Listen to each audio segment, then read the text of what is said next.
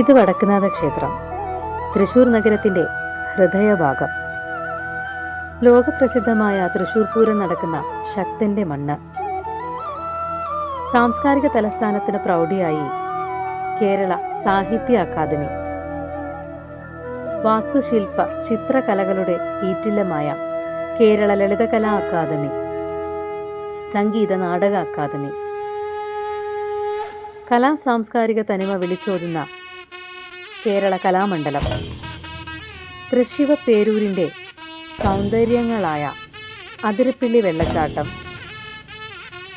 തുമ്പൂർ മൊഴി butterfly park, മതമൈത്രിക്ക് അഴകായി തലയുയർത്തി നിൽക്കുന്ന പുത്തൻപള്ളി, ചേരമാൻ ജുമാ മസ്ജിദ്.